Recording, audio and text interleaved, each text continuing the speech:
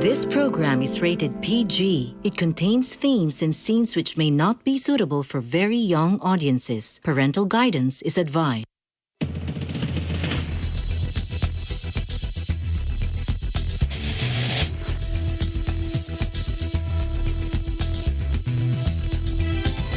We're working to connect a region of over 600 cultural bridges between our lands.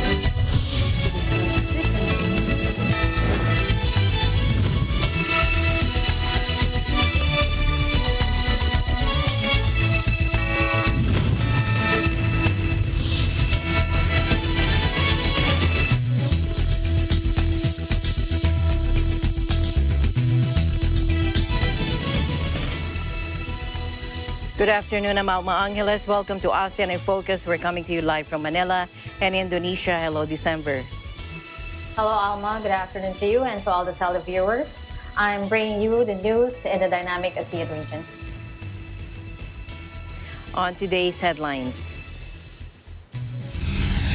coronavirus restrictions in Metro Manila is set to ease starting tomorrow, February 1, moving down to alert level 2.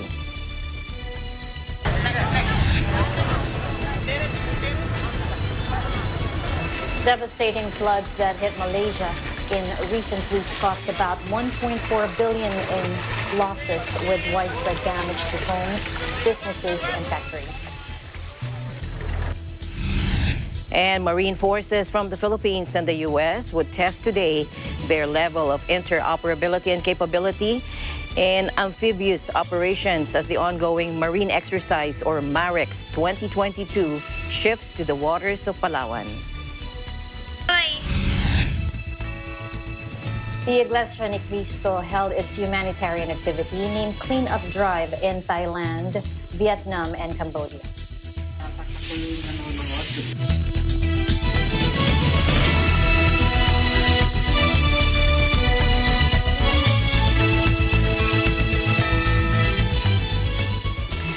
Coronavirus restrictions in Metro Manila is set to ease starting tomorrow, February 1.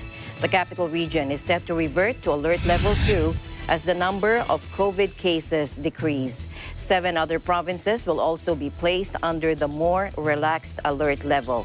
Now, under alert level, more businesses will be allowed to open with a higher operating capacity. The establishments identified under alert level 2 shall be allowed to operate at a maximum of 50% indoor venue capacity and 70% outdoor capacity for fully vaccinated individuals.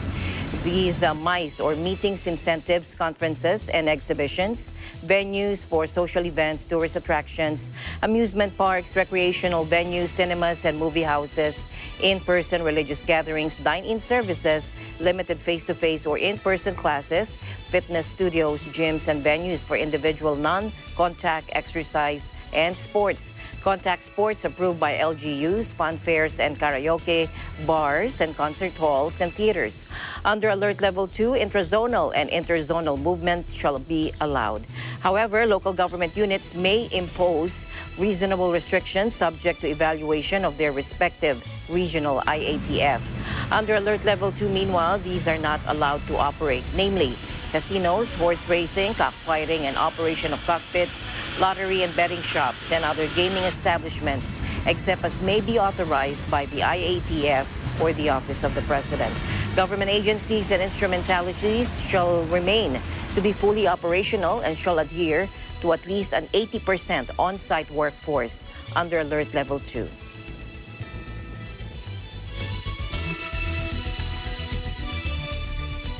Meanwhile, the Department of Transportation said that the no vaccine, no ride policy in Metro Manila will automatically be lifted as the region reverts to alert level 2 starting February 1.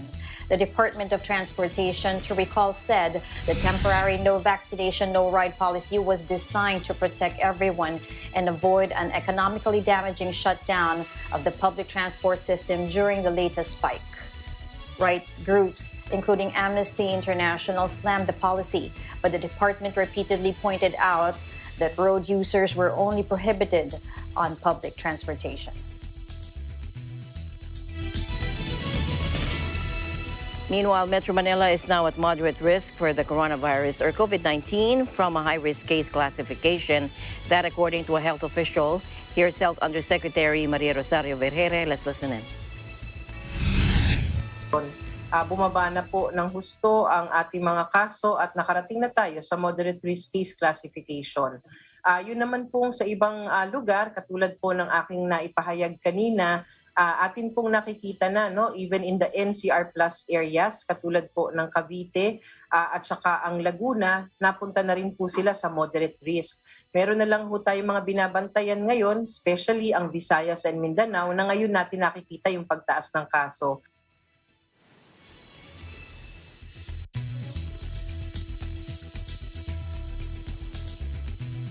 Vergere also noted that the case rate in the NCR Plus, which is Bulacan, Cavite, Laguna, and Rizal, has also decreased, with Bulacan and Rizal downgraded to moderate risk classification.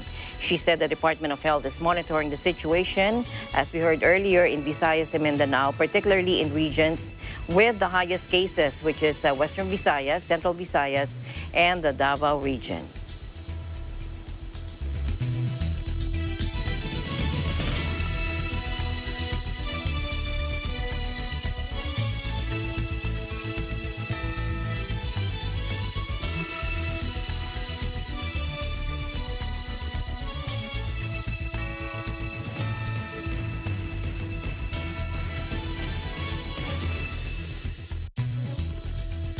A freak tornado hit a province of Malaysia. The mini tornado damaged homes in the areas of Kampong Tawas and Tamantasik Damay. Here's Alfred Balmes for the report. Hi, December. Good afternoon. The state of Epoperak, Malaysia, a large number of homes in Tamantasik Damay and Kampong Tawas were damaged during a freak storm. Roof tiles were blown up while electricity poles were also felled during the 6:40 incident on Sunday, January 30. It is yet to be determined how many households were affected. According to some residents, had described the incident as being hit by a tornado. The residents said it was drizzling, but the wind was very strong. It was the first time they had experienced such an incident. Mostly resident roof was badly damaged, and some residents say for about 50 years, they never seen anything like this before. December, today is the Chinese New Year, but some residents, they don't know how to celebrate after this happened. Ipo Barat MP Kulasigaran advised the resident to lodge police report. According to him, they can ask their state assemblyman to assist them to get aid from the state government. A Perak Fire and Rescue Department spokesman said they received a report at about 6:40 p.m. According to the spokesman, they received reports that trees were felled and houses damaged. No one is reported to be injured at this moment, and they are still monitoring the situation. Ipoh City Councilor Albert Ho said the Kampong Tawas Community Hall has been open for residents to seek shelter if they have nowhere to go. He added that he understands that some of elderly will have nowhere to go, while some will decline or will go to their relatives' house. He have requested the Welfare Department assistant to send some mattresses and also requested Tinaga National Berhad to repair and reconnect electricity to some houses as soon as possible. Back to you, December. Thank you so much, Alfred, for the update, and I hope the people there can still celebrate their tradition. Stay safe. Likewise, live reporting from Kuala Lumpur, Malaysia, this is Alfred Balmes. We live in interesting times. Meanwhile, back here in the country, the Philippine Institute of Volcanology and Seismology on Saturday recorded 8 weak explosions in the main crater of Taal volcano. The Taal volcano network recorded 8 very weak phreatomagmatic bursts from the Taal main crater between 3:50 p.m. to 9:57 p.m. That according to the PHIVOLCS Taal Volcano Advisory. It added that these events were very short-lived, lasting only 10 seconds to 2 minutes, and produced only traces in the seismic record, but they were accompanied by distinct infrasound signals. The steam-rich plumes reaching 400 meters to 900 meters were also detected by visual and thermal cameras surrounding Taal Lake. The advisory then reminded that alert level 2 prevails over Taal volcano and that such gas-driven explosions and lethal communications are dangerous.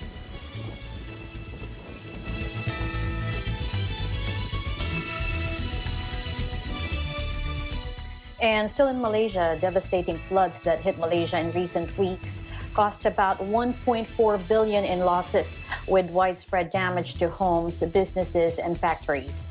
The country's statistics department said on Friday.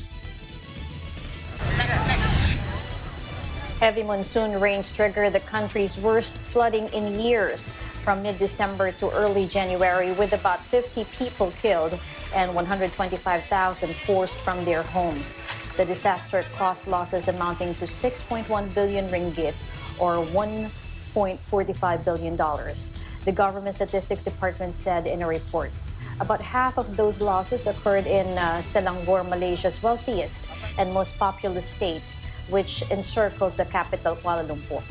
Damage to public assets and infrastructure accounted for 2 billion ringgit in losses, while homes and businesses represented 1.6 billion ringgit and 0.5 billion ringgit of the total, respectively. The manufacturing sector suffered losses of 900 million ringgit, according to the report.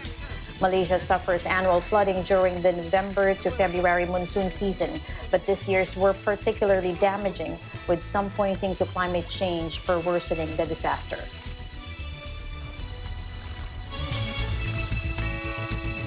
Back here in the country, the de-escalation of the National Capital Region from Alert Level 3 to the less stringent Alert Level 2 starting tomorrow is a sign that the public observed health protocols and other guidelines to contain the COVID surge. Now, that is according to Interior Secretary Eduardo Año. NCR was placed on Alert Level 3 back in January 3 when the Omicron variant caused a rise in COVID cases. Año said monitoring will continue as people are expected to flock to malls and other public places while the workforce will increase. He also said Filipinos have also realized the importance of getting vaccinated, recognizing the symptoms of COVID and isolating when needed. The Interagency Task Force for the Management of Emerging Infectious Diseases also placed Batanes, Bulacan, Cavite, Rizal in Luzon, Biliran and Southern Leyte in the Visayas, and Basilan in Mindanao under Alert Level 2 until February 15. That according to a statement by Cabinet Secretary Carlo Nograles, also the acting presidential spokesperson.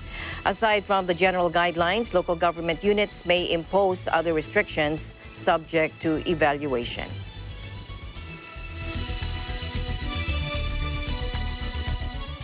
And still in the country, the Philippines is planning to reduce the number of coronavirus vaccine brands in its portfolio to a maximum of 4, the Department of Health, or DOH, said on Saturday, January 29. DOH Undersecretary Mirna Cabutajes said the country does not need to acquire all vaccine brands. Let's listen in.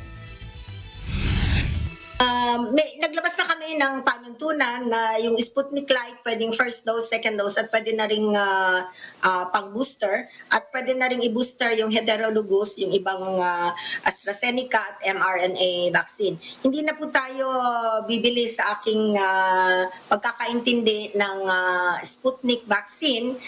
Alam naman natin na kailangan natin ng ilimit. Masyado na marami tayong portfolio ng bakuna. There are some preferences. So baka ilimit lang natin ngayon sa 3 or 4 vaccines in the future.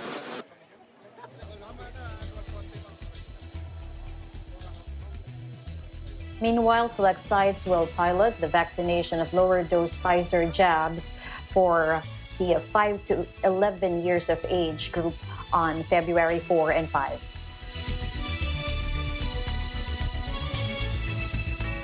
In other news, the Philippine National Police is looking into the claims of an assassination plot being hatched against former Senator and presidential aspirant Ferdinand or Bongbong Marcos Jr. That according to Chief General Leonardo Carlos today. In an interview with reporters at the PNP headquarters in Camp Crame, Carlos said police is gathering more information on the alleged assassination plot, a threat to the personal security of a presidential aspirant.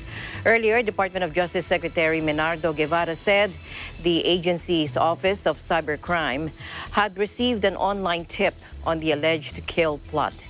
A post on TikTok that read, "We are meeting every day to plan for BBM's assassination, get ready," is circulating on social media last week. Guevara said the National Bureau of Investigation has initiated the probe, and the case has also been referred to the PNP Anti-Cybercrime Group. On Sunday, lawyer Vic Rodriguez, Marcos's spokesperson, commended the NBI for its swift and uncompromising response to uncover those behind this open threat to harm Marcos. Rodriguez added that while the report on the assassination plot is concerning, he said we are not cowed by such threat. He said Bongbong shall continue to personally deliver his message around the country with firm resolve to unify the nation.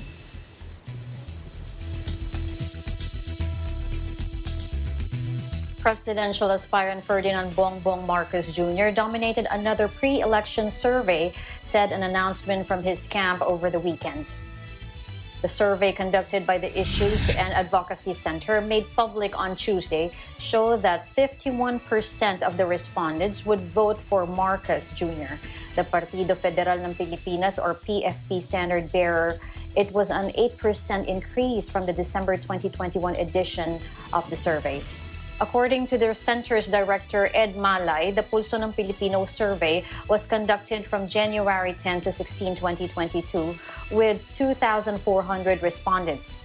The non-commissioned survey covered 16 cities and 1 municipality in the National Capital Region and included respondents from all socioeconomic classes in the surveyed areas. The survey also showed a slugfest for the second spot as Manila Mayor Isko Moreno registered 14%, closely followed by Leni Robredo with 11%.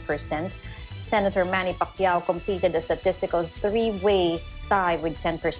Senator Ping Lacson is fifth place with 8%, while the three remaining presidential aspirants posted 1% or below single digit.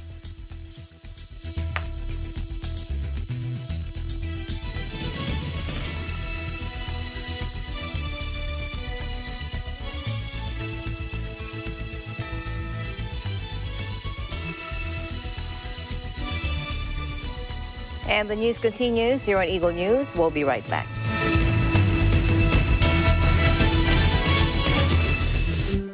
Alam namin ang iyong pagsisikap. Dama namin ang iyong mga sakripisyo. Kita namin ang pagharap mo sa bawat pagsubok. Kaya sa kabila ng mga hamon ng buhay, nandito kami para umalalay. Kasi katulad mo, gusto rin namin ang magandang bukas para sa kanya. Hatid namin ang dekalidad na edukasyon at makabagong pasilidad sa abot kayang halaga. Kaya huwag ka nang mangamba. Sasamahan ka namin tuparin ang mga pangarap niya.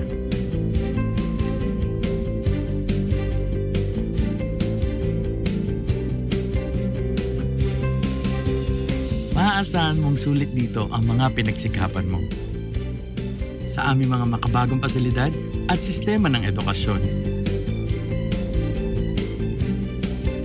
ilalabas natin ang aking talino at mga kakayahan niya. Kahit sa munting halaga, makakasiguro ka na makakasabay siya sa mabilis na pag-ikot ng mundo. Sa New Era, karamay mo kami sa bawat hamon. Kaagapay mo kami sa bawat hakbang. Kasama mo kami sa bawat ngiti at tagumpay.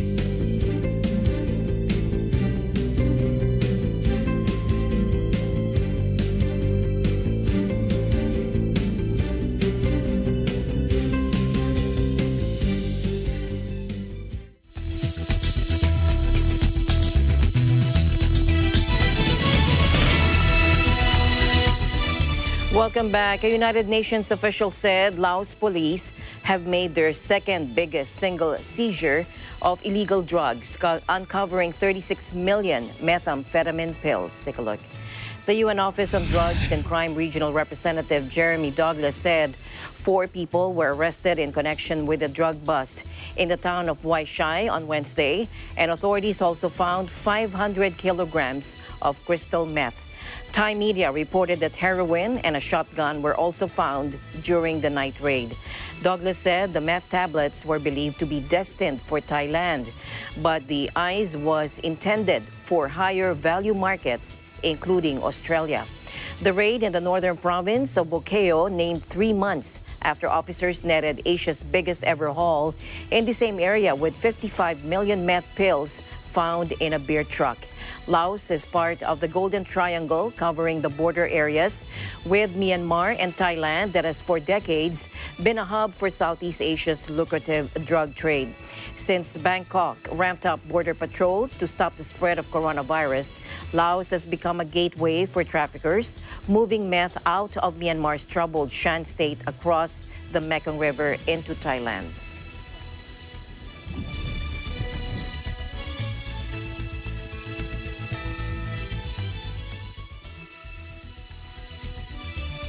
Nearly a year on from the military coup in Myanmar, UN High Commissioner for Human Rights Michelle Bachelet urged the international community on Friday to intensify pressure on the country's military to stop its campaign of violence and restore civilian rule. Here's spokesman Rupert Colville. Please take a look. As you're probably aware, next Tuesday is the first anniversary of the military coup in Myanmar. We'll be putting out a press release on that shortly, quoting the High Commissioner, obviously. In that press release, she's urging governments and businesses to heed the voices of the people and to intensify pressure on the military to stop its campaign of violence against the people.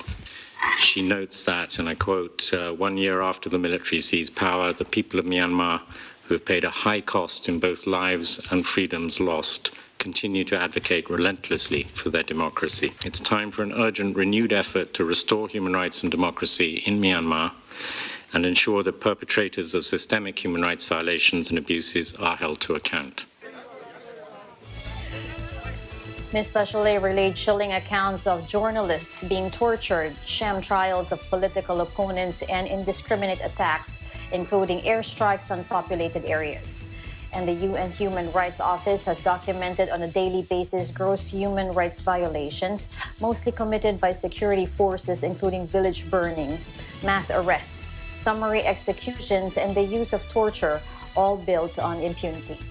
Myanmar's military seized power on February 1 last year, ousting the civilian government and arresting its de facto leader, Aung San Suu Kyi. The junta has waged a bloody crackdown on dissent.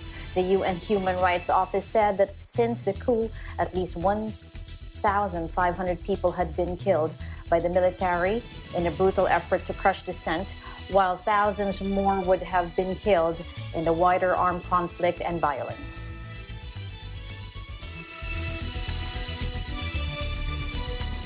The world must work to avert more violence and even civil war in Myanmar, that according to China's ambassador to the United Nations last Friday. He said that's the primary goal we should have in mind, Zhang Jun told reporters after a 2-hour closed-door meeting of the Security Council.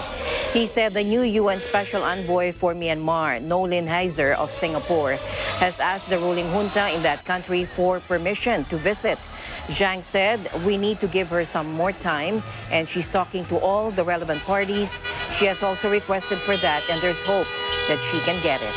Myanmar's military seized power on February 1 last year, ousting the civilian government and arresting its de facto leader Aung San Suu Kyi.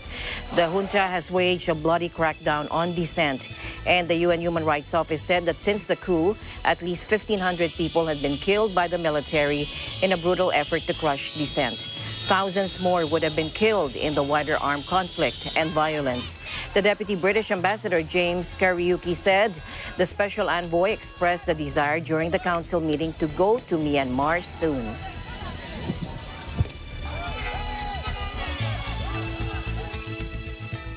Oil washing up on a beach on Thailand's east coast could be the nail in the coffin for pandemic-hit hotels and restaurants, local hospitality businesses say.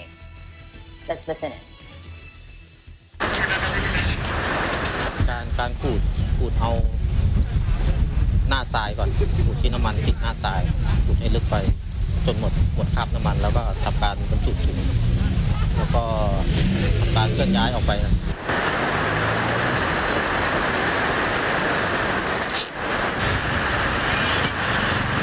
ทีนี้มาเจอนี่เลยกลายเป็น2 เด้ง 3 เด้งเลยทีนี้ไอ้เนี่ยผลกระทบก็คืออันนี้มันกระทบโดยตรงแล้วทีนี้ก็จะสั่งปิดหาดแล้วทำไงของเต็มหมดเลยปลาปูเนี่ยเต็มไปหมดเลยแล้วทำยังไงครับ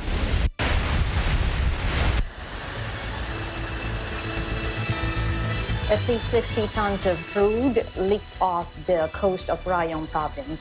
The spill was caused by a leak in an undersea pipeline. Star Petroleum said divers had found a failure in a flexible hose that formed part of the undersea equipment around a single point mooring of a floating buoy used to offload oil from tankers. The incident could spell disaster for beach businesses already struggling from the impact of COVID-19. The slick is expected to continue washing up on shore in the coming days.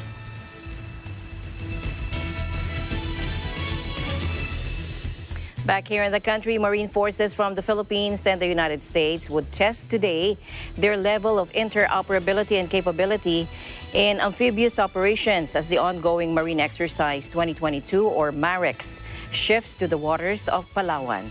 The MAREX, which began last week in the country and one of the series of military exercises involving Filipino and American troops planned this year, hopes to further improve the joint capability of both countries in maritime security operations.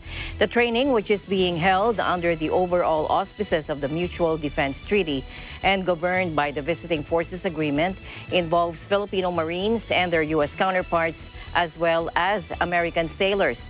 Both the Philippine Marines and the Armed Forces Western Command, or WESCOM, said today's sea-to-land operations would be held at Sitio Cabcabien Beach at Barangay Samariñana in Brooks Point, Palawan.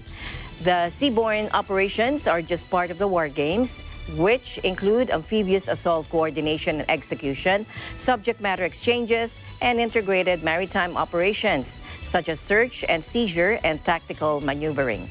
Due to the pandemic, the U.S. Embassy in Manila said that both forces would minimize contact during the duration of the MAREX, and they would also observe protocols in order to mitigate the spread of the coronavirus.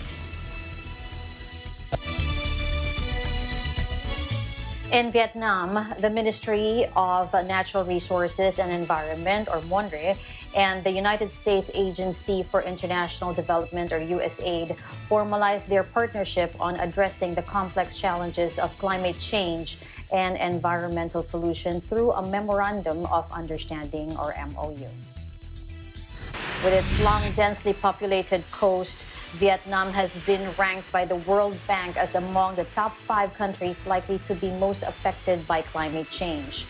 A high proportion of the country's population and economic assets are located in coastal lowlands and deltas, which are subject to frequent typhoons, floods, droughts, and landslides. In addition, Vietnam faces a series of environmental pollution challenges largely spurred by agriculture, transportation, and industry.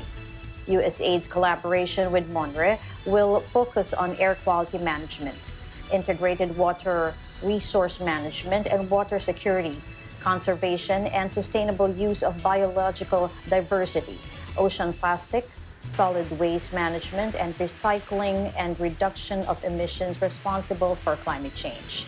Over the past 5 years, USAID has been working closely with Vietnam to foster collective action by local actors, including the government of Vietnam, private sector, social organizations, and citizens, to raise awareness of the causes and effects of environmental pollution challenges and to increase knowledge of effective strategies for reducing environmental pollution.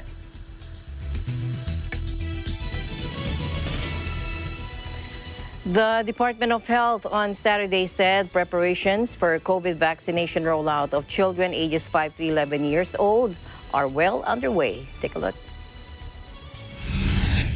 Philippine Children's Medical Center, yung ating National Children's Hospital, at saka yung mga Philippine Heart Center para sa mga pasyente nila. Sa mga lokal na pamahalaan, kagaya ng sabi ko, 1 to 3 sites, may naka-identify ng ospital, may naka-identify ng mga parke, may naka-identify din ng mga schools.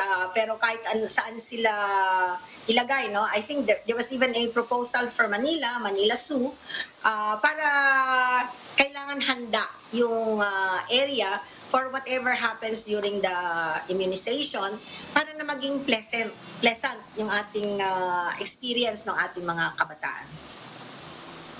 Opo. Dagdag pong tanong ni Red Mendoza ng Manila Times, ano po daw yung dahilan at ang Sputnik Light ay hindi pa po pwedeng gamitin booster ng Sputnik mismo? May detalye rin po ba kung magkakaroon ng procurement para sa bakunang ito? Naglabas na kami ng panuntunan na yung Sputnik Light pwedeng first dose, second dose at pwede na ring pang-booster at pwede na ring i-booster yung heterologous, yung ibang AstraZeneca at mRNA vaccine. Hindi na po tayo bibili sa aking pagkakaintindi ng Sputnik vaccine. Alam naman natin na kailangan natin ng ilimit. Masyado na marami tayong portfolio ng bakuna. There are some preferences. So baka ilimit lang natin ngayon sa 3 or 4 vaccines in the future.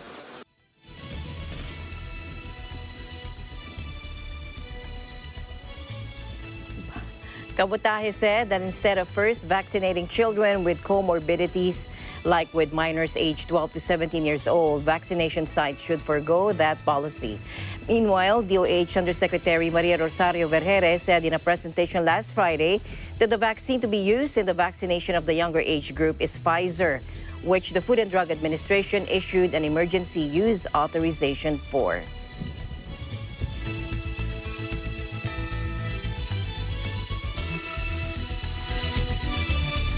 The news continues in ASEAN in Focus. Alma and I will be right back after this short break.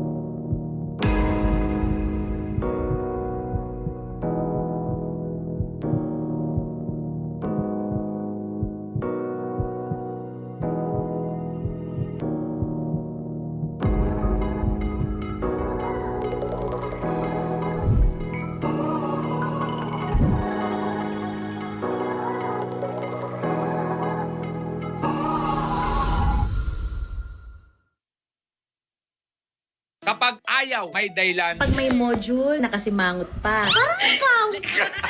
Kapag gusto, may paraan. Di marunong mag-chopstick. Ito ang gawa nyo ng paraan. Oras na.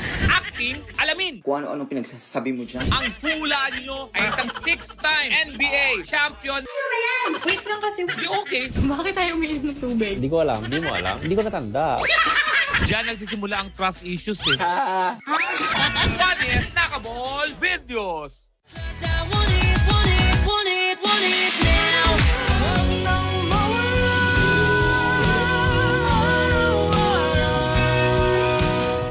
Enjoy your favorite OPM hits as we play them on air and online. From music videos. Yeah, we gonna go up. Ibibigay ko ang aking puso. Iyong tingin pa lang ako ay natunaw na. To entertaining live and home performances of your favorite Pinoy artists. Now every step we take, boundary we break. There's nothing we can do. Pakinggan mo ang aking sigaw sa dilaw ng buwan. Mag-hashtag Sound Trip and Chill kasama ang barkada, ang letters and music, Saturday and Sunday, 1 p.m. only on Net 25.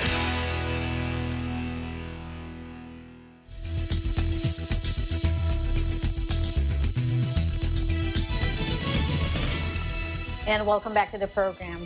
Most Asian markets rose Monday after a late afternoon rally on Wall Street, capped a volatile week for global equities.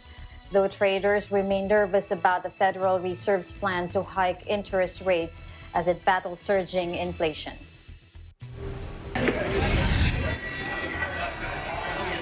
The Nasdaq led the strong finish for U.S. equities thanks to a 7% bump for heavyweight Apple, which posted eye-watering fourth-quarter profits that lifted optimism about consumer spending and the economic recovery. And the strong performance, which was also helped by strong U.S. economic data, filtered through to Asia, where trade was thinned by investors winding down ahead of the three-day Lunar New Year break that starts Tuesday. Tokyo, Hong Kong, Singapore, Wellington, Manila, and Jakarta were all in positive territory, though Sydney edged down. Shanghai, Seoul, and Taipei were closed for holidays. The gains followed a period of upheaval across world markets as the Fed readies to withdraw the vast financial support put in place at the start of the pandemic, which has been a key driver of the near two-year equity rally.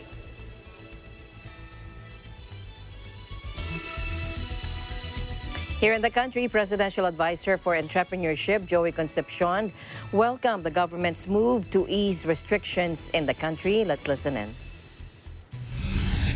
I think nakikita namin we're now starting to move on. Yun ang pinaka-importante. The signal is starting to move on, trying to look at how we can revive the economy. Nakita natin yung last quarter natin na 7.7 GDP, no, which is a good number. Dahil sa ginawa ng private sector ng early lockdown ng August 8 at yung high vaccination rates dito sa NCR, nakamit natin yung 7.7.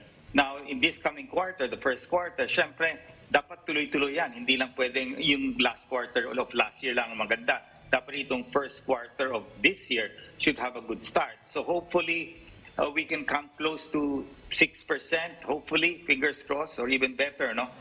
Pero depende yan on how we are able to open up. At nakikita natin, yung Omicron, pabagsak na rin yung level of infection. Maski mataas nung the other weeks, the hospitals were never close to being threatened, no? Or hitting capacity. So yun ang kagandahan nitong Omicron. No? So alert level 2 is good news. At hopefully, we can move to alert level 1 by the end of February, and eventually by March, there should, ang tingin ko dito, eventually we can remove all these alert levels, no, and just come up with a protocol, basic minimum health standard protocol, no, moving forward. Pero we're seeing that this alert level 1 is even possible towards the end of February, March.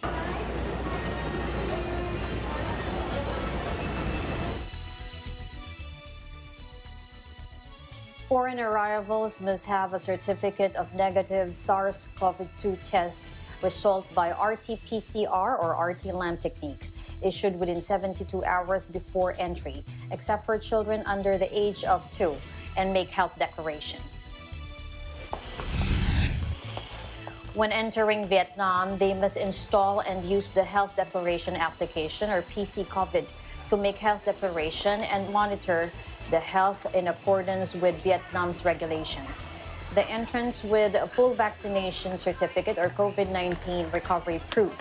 Within 3 days from the date of entry, they shall self-monitor health at the lodging, including private houses, hotel, motel, resort, headquarters of business, guest house of business, etc., and shall not contact with others and not leave such lodging. They shall take an RT-PCR SARS-CoV-2 test on the third day of entry. If the result is negative, then continue to self-monitor health until the end of the 14th day of entry. In case it is positive, get treatment following the current policy. For unvaccinated or partially vaccinated entrants, they shall self-monitor health at the lodging within 7 days from the date of entry and take RT-PCR SARS-CoV-2 tests on the 3rd and 7 days from the date of entry. If the result is negative, then continue to self-monitor health until the end of the 14th day of entry. In case it is positive, get treatment following the current policy. In case the persons on entry that are Vietnamese citizens, overseas Vietnamese, and their relatives, including their spouses and children, have not been vaccinated or partially.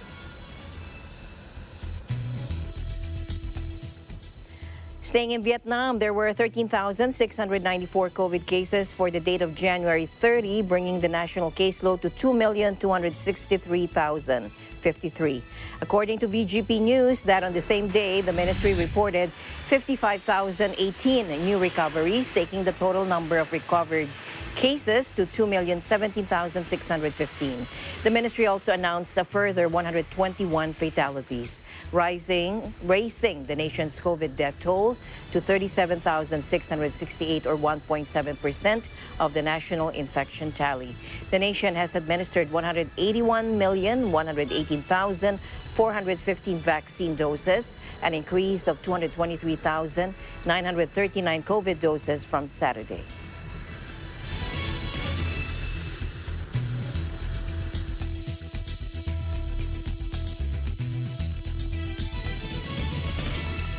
Iglesia ni Cristo in Southeast Asia, in collaboration with the Filipino communities in Thailand, Vietnam, and Cambodia, fulfilled its humanitarian activity named Clean Up Drive. For the details, here's Veronica Carino from our EBC Thailand Bureau. Hello, Veronica. Yes, hello, good afternoon, December. A simultaneous cleanup drive by Iglesia ni Cristo members in Thailand, Cambodia, and Vietnam was held, and in the light of helping the community, they vlogged early on the streets, parks, and coastal areas with their brooms, dustpans, and other cleaning materials.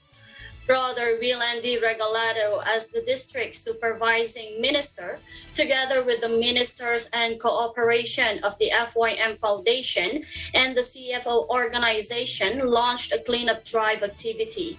The event highlighted the church concern and dedication in maintaining the cleanliness and orderliness of the surroundings.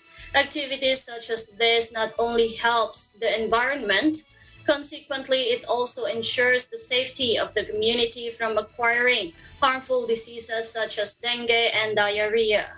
In addition, this occasion demonstrated the members' willingness to extend a hand to the government by contributing to the peace and order of the society, and most importantly, this proves their keen solidarity with the church administration. That is for my quick update. Back to you, December. Thank you so much, Veronica, for that update, and congratulations to the Iglesia ni Cristo for the successful event, also to Mr. Willandi Regalado. Thank you. Yes, December, thank you. And likewise, reporting live from Bangkok, Thailand, I am Veronica Carino, and we live in interesting times.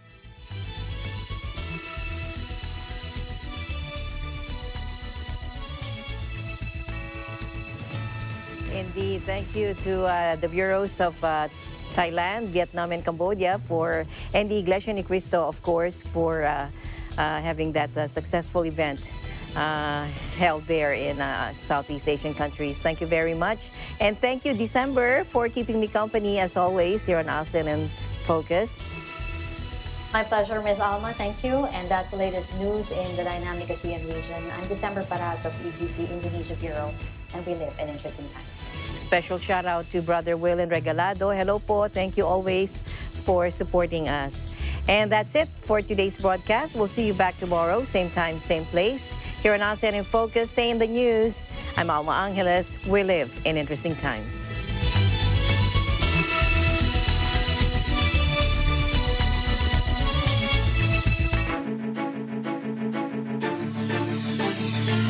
Mata ng Agila Primetime News welcomes veteran journalist Alex Santos with over